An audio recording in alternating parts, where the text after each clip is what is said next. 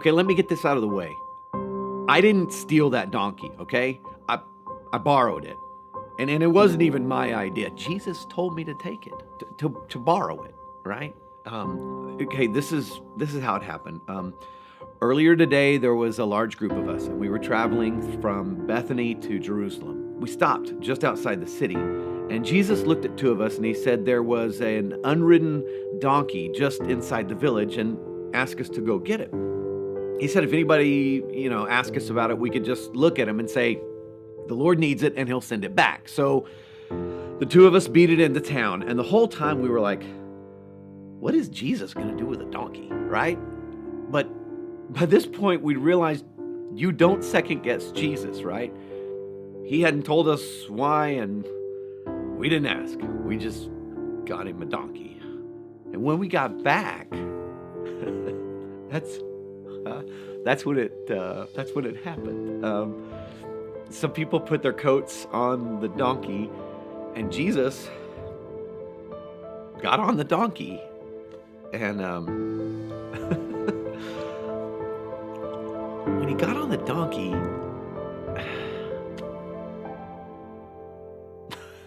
I don't know.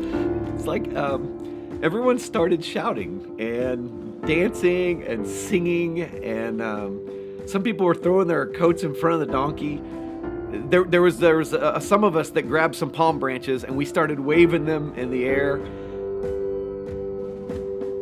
and that's when it clicked.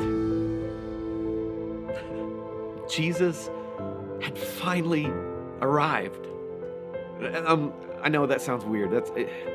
No, it's like this. In the past, we would get excited because Jesus would do something, a miracle, or there would be some parable or something he said. We'd get excited about it, and Jesus would always be like, "Shh, come on, guys, no, just be quiet, And then we'd come up with some idea. Hey, let's do this or let's do that, and Jesus would be like, "No, guys, no, not now, not now." But today, today was now. Today, he finally let us shout and sing and dance and treat him like the Messiah that we'd all been waiting for. He finally showed up. I don't know. I don't know what tomorrow holds. It feels like it's something big, but who knows, But it doesn't matter what happens, because Jesus showed up. And there's nothing better than when Jesus shows up.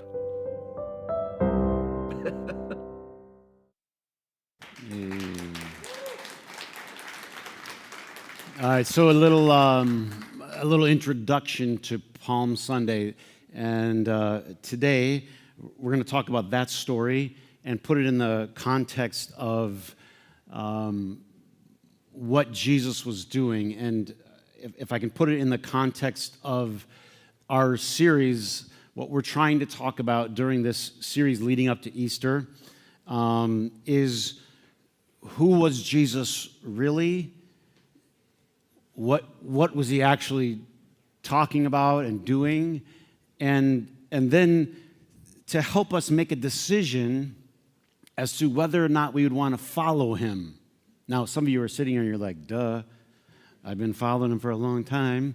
And perhaps that's true, but perhaps it's also true, or it could be true, that you've been following a version of Jesus that someone told you along the way. And we talked in the introduction about like a telephone game. Anybody play a telephone game? And it starts, someone says one thing, and it's passed on to the next person. And we have a 2,000-year-old telephone game trying to get to the original Jesus. What was the original Jesus of Nazareth really about? What kind of things was he saying and doing? And it culminates this week, Palm Sunday. And so I'm going to talk about it. And so, first of all, if you're a longtime follower, then this would be a great review.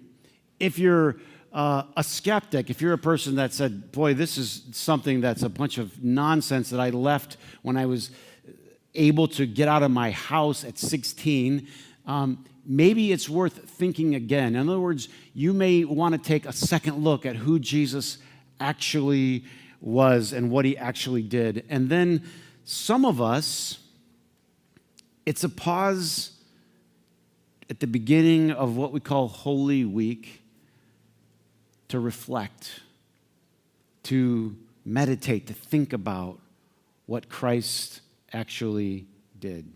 And for some of you that are totally ignorant about the whole thing, it just gives you something to talk about at your next cocktail party, all right?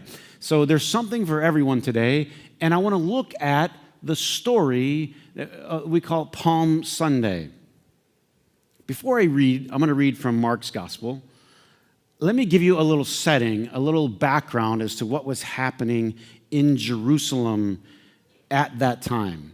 Now, back up. We said last week that Jesus was going around and his life was in danger because of the kinds of things that he was saying and doing were a threat to the people in power in that day. The Romans had come in and taken over their land. The people of Israel were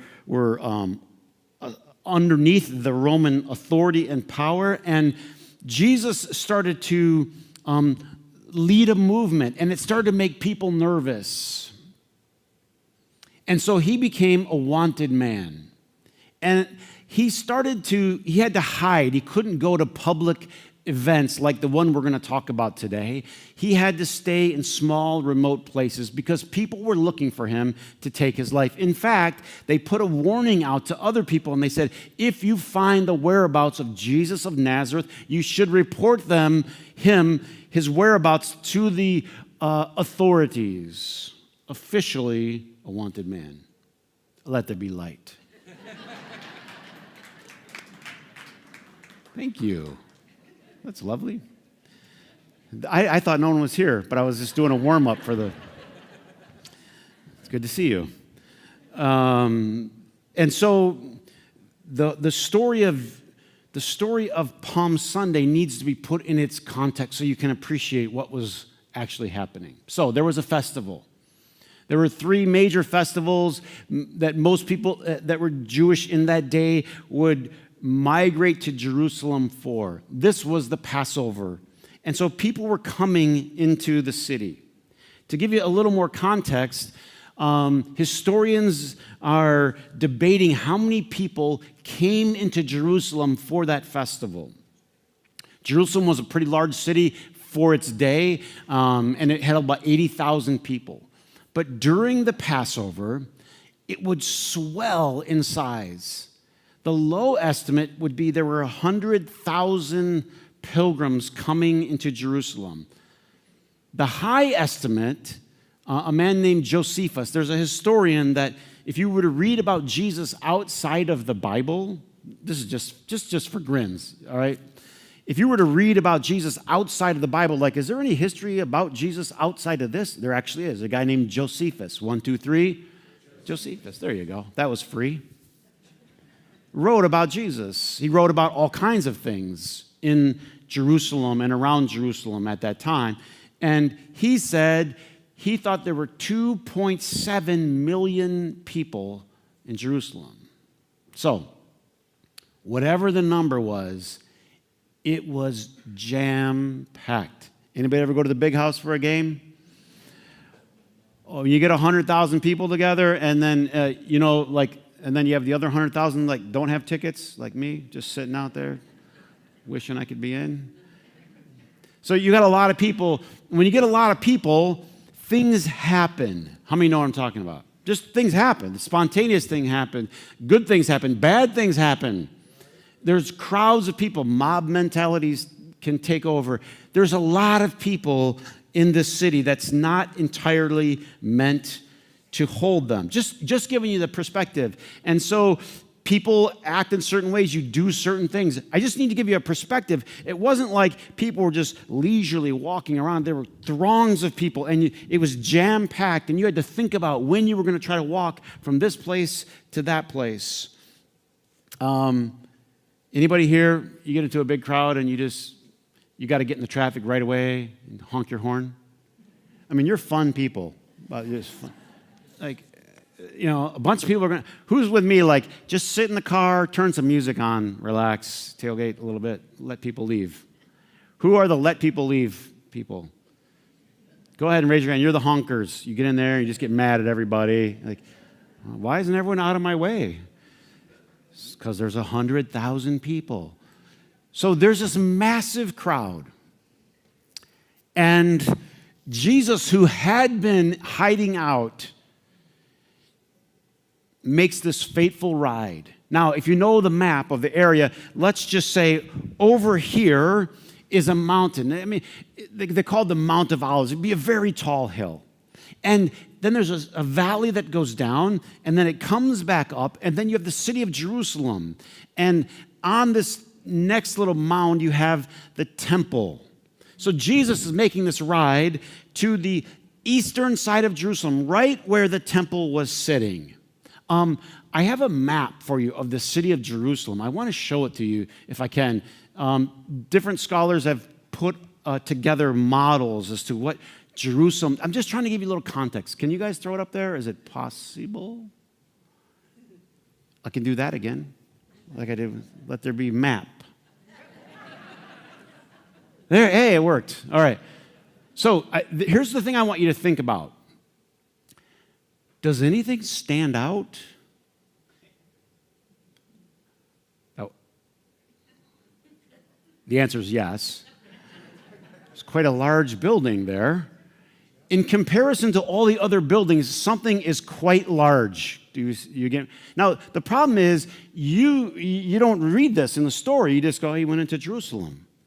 But what you need to know is he rode into Jerusalem and he went there.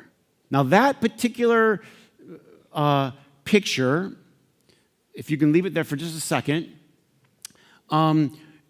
King Herod, who we learned about a few weeks ago, expanded that to about 36 acres. So the building in the middle is the actual temple, the Holy of Holies.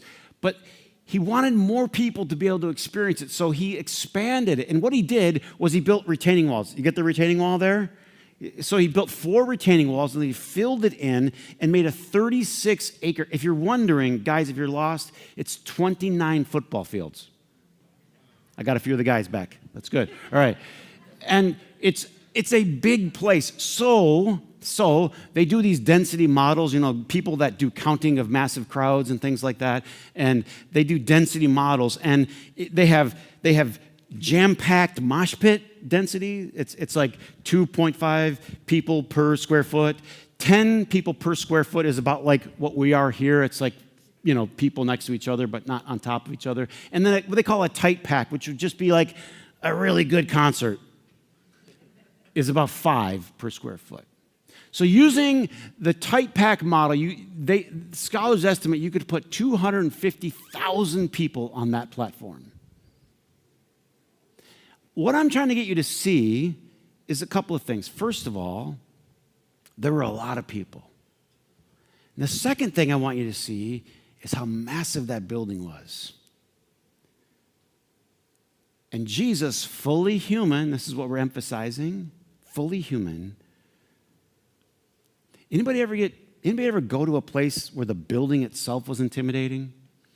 And they have security, and they got lots of people and like guns and armor, and you're just like, ooh, I should walk quietly through here. A friend of mine worked at the FBI, and he gave me a tour several years ago, and I remember walking in there, and just like I was a block away from the building, and I was already nervous. Like, I know I did something wrong. I know they're going to find me somewhere. Is anybody with me? Like, I start rehearsing. Like, I know I'm in trouble. They're going to arrest me as soon as I walk in. And there you went through 2 separate security screening points as opposed to you would a normal building. Fully human. He walked into Jerusalem, and he took on the temple. By looking at that map, the only thing I want you to take away is this: it was kind of a big deal. When it says the temple, I didn't want you to think like he was looking down the streets, like, is the temple, is it over here? It dominated the skyline. If you stood below it, it was 10, count them, 10 stories high from the ground. And that wasn't the building, that was just to get to the platform. Those retaining walls, one of them still standing today, 16 feet thick. Anybody ever get a cheap retaining wall like in your garden? Come on, you know what I'm talking about? Like you put up those little red things and their little funny shapes, and like 2 years later they're falling into your yard. These weren't falling over. 2,000 years ago, they stand there. This was one impressive structure. This is a series about heroism. That Jesus was the ultimate hero. And heroism requires a couple of things. First of all, you have to be brave. You have to be brave. You have to be willing to face the ultimate threats. You have to have courage in the face of any kind of danger. And of course, when you look at that temple, you realize there is power connected to that. That temple ruled their nation. And if they put it back up, they might throw it back up there real quick. I'll show you one more thing. Right next to that temple, there's only one other structure that creeped above it in height. See this little building over these little 4 towers?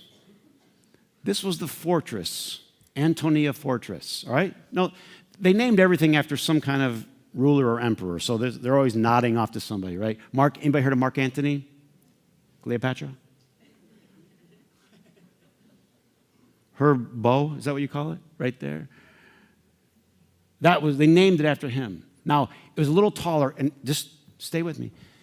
The Romans could keep an eye on what the Jewish people were doing. Just a little sneak peek view from there. And guess what they kept in that fortress? The garments of the high priest.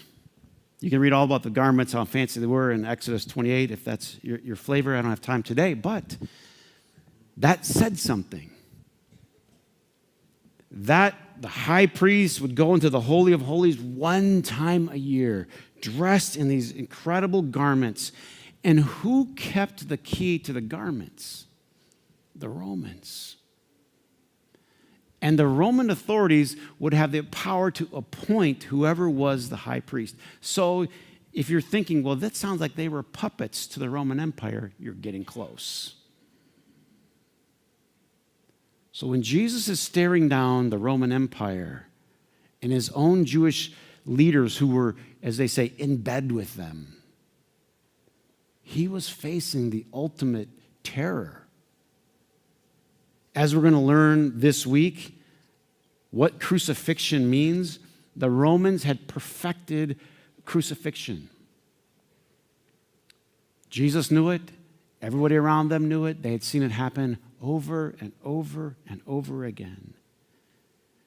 This ride, when Jesus gets on this donkey, has unbelievable consequences because he came out from hiding to show himself to them. They wouldn't take him on that day. And the reason they wouldn't take him on that day was because the crowds were too big and they were too enthusiastic for Jesus. His following was swelling and people were looking for someone. And so they wouldn't touch him on that day. And the next day, Jesus would ride, he would return to the temple, and he would kick over the corruption of the money changers that were there, taking advantage of people. And he was kicking his own, he was criticizing his own people for joining with the Romans. Now he had no friends anywhere. If you've ever studied or heard, been in church, and you heard him talk about a man named Pontius Pilate. Anybody? Pontius Pilate. The reason that Pontius Pilate's so famous is because he was the ruler in Judea at that time. And so when Jesus is arrested later in the week, they bring Jesus to Pontius Pilate to make a decision about whether he could live or die. And Jesus presided over that, or Pontius Pilate presided over that, and handed Jesus over to be crucified. A little background on Pontius Pilate. Pontius Pilate didn't live in Jerusalem. Pontius Pilate lived over on the Mediterranean Sea. Nice place. I've been there. It's on the Mediterranean. King Herod had built this pretty sweet palace right there. And why be in the hubbub and the noise of Jerusalem and the dusty and it's all, he stayed on the sea. He had a palace there. But because he was a ruler, like a lot of other rulers, it was the place to go. Not only to be seen, as we learned that Herod came into the city for this festival, but Pontius Pilate came in because he had to keep security and he had to keep peace. There are two historians, Dominic Crossan and Marcus Borgen. They wrote a book called The Last Week. And they're quite serious historians. I mean, they dive way into this. And they talk about how, do you know, Pontius Pilate also had to ride into Jerusalem. Now, this can't be proven, but this would make you think. What if on that same Sunday, there was another king arriving in Jerusalem? Not from this side over here, not from the east, but from the west. From the west where the sea was. And Pontius Pilate had to come into Jerusalem and stay for the days of the festival. But it wouldn't be on a donkey. It would be on a white stallion with an absolute entourage of guards, cooks, caretakers, task doers, all kinds of people. I mean, basically to envision it like all the black SUVs of a presidential motorcade coming into town from this side. On this side, you have a caravan. On this side, you have carpooling, Jesus in an Uber.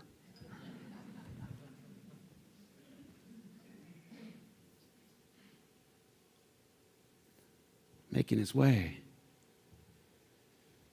Perhaps there were people, crowds following this parade. And perhaps there were people following this parade. You have to pick your king. Say, well, I know where I'd be because I'm a Christian. Or would you? Was it so obvious to us that this way of Jesus, he called his movement, or people called it, I'm not sure, but it became known as the way. It was like there's an alternative way. And people liked it, and then as you know, by the end of the week, the crowds turned against him. The people in power at that time manipulated the crowds. Pontius Pilate was a classic politician, just did what he needed to do to stay in power and to keep peace. Collaborated with the Jewish leaders at the time. Think about this. What kind of courage did that ride take? And then think about this. Which parade would you have been at?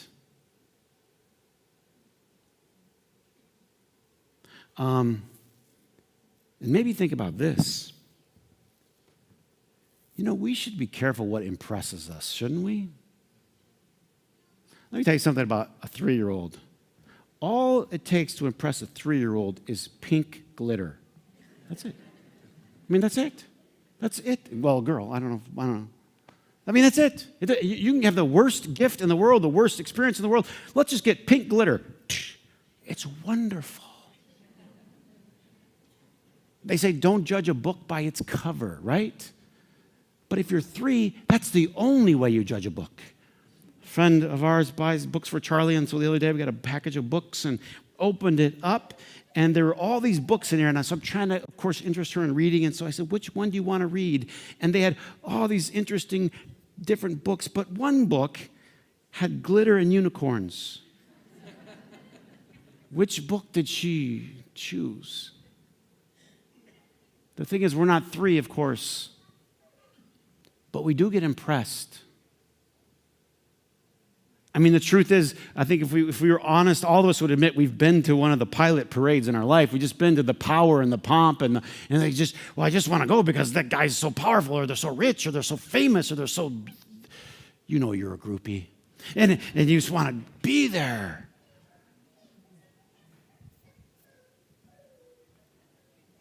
But then there was this other parade on this side. Because we end up following the things that we're impressed with. We just do. You may not sign up, you may not declare that you're a follower, but in practical terms, what we end up doing with our day-to-day lives is whatever impresses us, that's who we follow. I was getting ready to watch a little bit of the Masters golf tournament. So there's this little program that they put on about Jack Nicklaus and Gary Player, two of the greats from the Masters tournament, and it was about their friendship, but it was also about their fathers. And Jack Nicklaus grew up with his dad idolizing Bobby Jones, like the legendary golf Bobby Jones. And so he loved Bobby Jones because his dad loved Bobby Jones. You see how this stuff works? And if you're impressed with somebody, then you start to want to what? Be like them. You follow them. That's why I'm doing this series, because we're raising a generation that's not impressed enough with Jesus. And I think the reason is because we've buried him in 2,000 years of tradition and church-ease, church language. I was going to read the story. Mark chapter 11.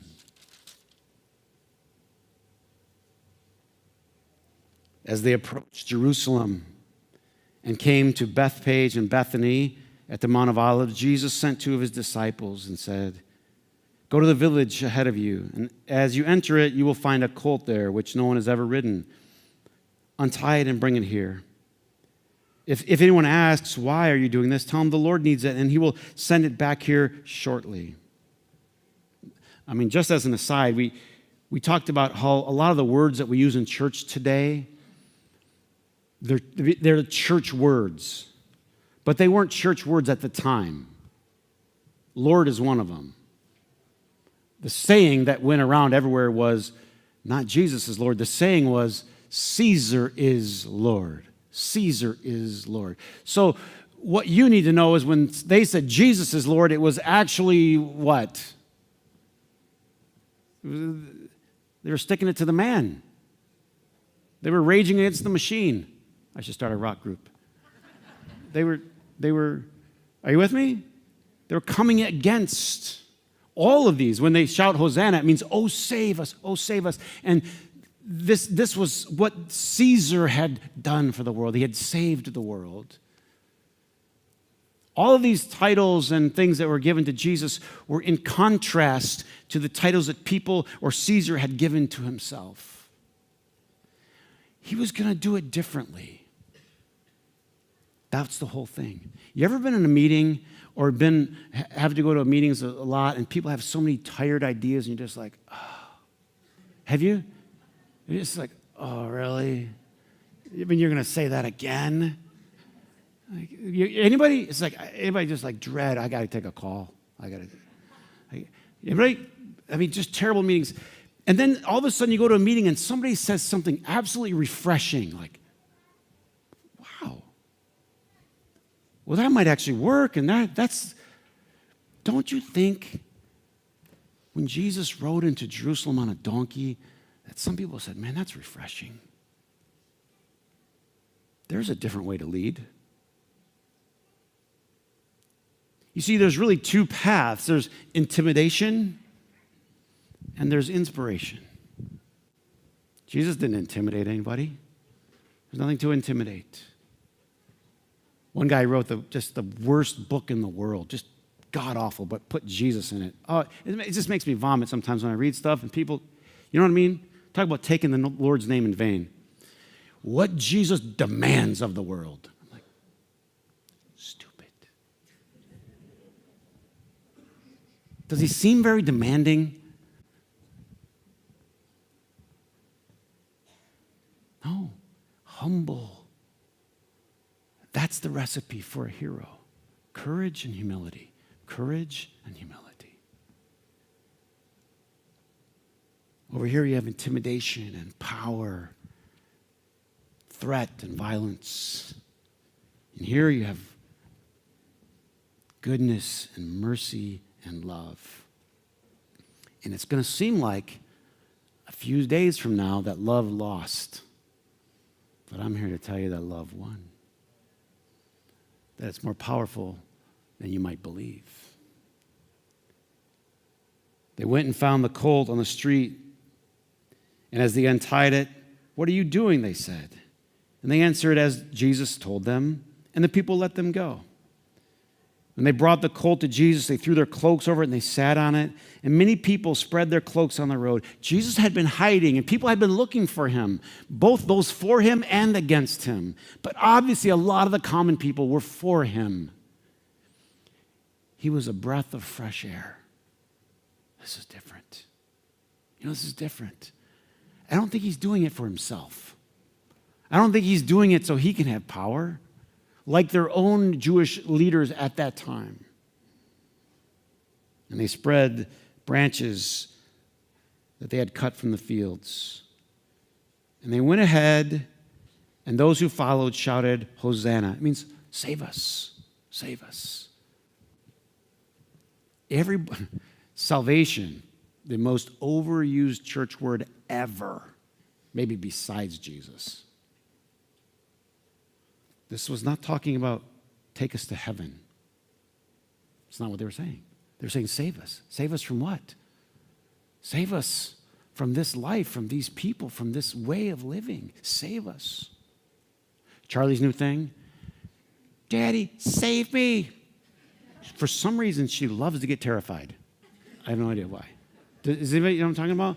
And so I have to save her from mom or save her from something. And the other day we were playing, "Daddy, save me." She starts screaming, "Daddy, save me." She's sprinting. And I'm just like, I just try to get all the corners, the sharp edges. Anybody know, like the dishwasher, get it closed because she's in save me mode. Does anybody know what I'm talking about? I mean, she's going to hit something hard. Does anybody know? And it's something bad. There's going to be blood. I know there's going to be blood. So I am trying to save you in a whole different way. And I'm getting all the sharp objects out of the way. And she just gets in this mode, save me. And I'll pick her up. And she's just like, she just flails around. And I could put my hand on her chest and it's just going boom, boom, boom, boom, boom, boom, boom, boom, boom. Just screaming, save me. And somehow she loves this game.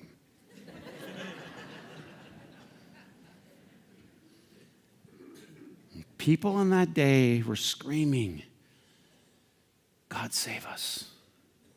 God save us from this oppression." I can't keep going back and re-explaining the whole context of the series. You'll have to watch it, but the short version is, it's as if a Vladimir Putin would have won and come over and taken your land from you and demanded the house that you lived in and you spent your entire life working for and saving for and paying and building stone by stone, built together, now belongs to somebody else and you can live in it, but you're going to pay them for the privilege. Save us. Save us. They needed someone to save them. And Jesus offered a way that was unlike any way they had ever seen before. So, let me wrap this together.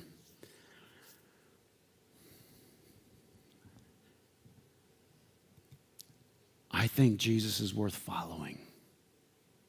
Number one. I think he's worth following. And I think if you've decided that he's not, I don't think you've looked hard enough. And I blame some of the churches. I do. I blame guys like me because we haven't done a good job of unpacking and unearthing 2,000 years of history where we got him buried into churchese. But I'm going to just do my best to uncover him and say, there's a hero worth following. Ultimate courage, ultimate humility.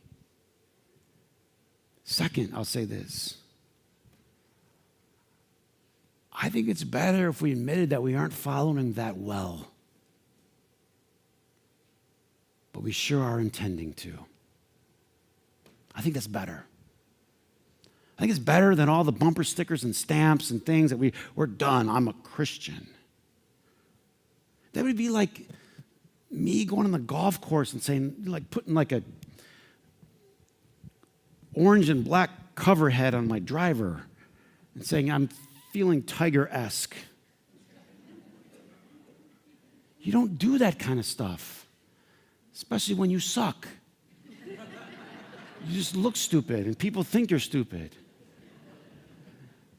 But I feel like, when you say you're a Christian, you're saying, I'm Jesus-like. But how Jesus-like are we actually? And it's okay. It's okay that we're learning and we're trying to reorient our life more towards the way that he lived, because it was courageous and bold and humble. But man, it's a tall order. But I'll tell you what, better to aim that direction and come a little short. Come a little short than not aim at all, or to have some other god-awful aim in your life. Speaking of re-understanding words that get used all the time in church, there's a word that gets used all the time in the church, hamartia. It means to miss the mark. So if you're shooting an arrow and you shoot at a target, but you kind of fall short. I remember going to Boy Scout camp when I was a little kid, and I think I only made it through like 3 weeks of Boy Scouts, but I must have hit camp week or something. But I was there. I remember it because I'll never forget this big guy, and he said, you could win a golden bear claw to like hang on your thing, man. I'm thinking, I'm going to be a man if I get that. And he said, if you hit that target, you get the golden bear claw club. I still remember his accent. I want to be a member of the Golden Bear Claw Club. Anyone ever try to shoot a bow and arrow if you've never shot one before? I do not have a golden bear claw in my collection. Fling, fling, fling. Anybody there? It's hard to do. So all of us, hamartia, we all miss the target. That's not the issue. Perhaps the issue is, what target are you shooting for? Who's the hero in your life? What's the aim? What's the direction of your life? That's what it means to repent. It's like, I got to get a better target. I got to reorient my life. And what if we all did and tried? In our own stumbling, fumbling way, imperfect way. I mean, what if there was a movement of people that say, I want to just reorient my life around the way and the style of Jesus of Nazareth? Man, that would do something. It would at least make the freeways nicer.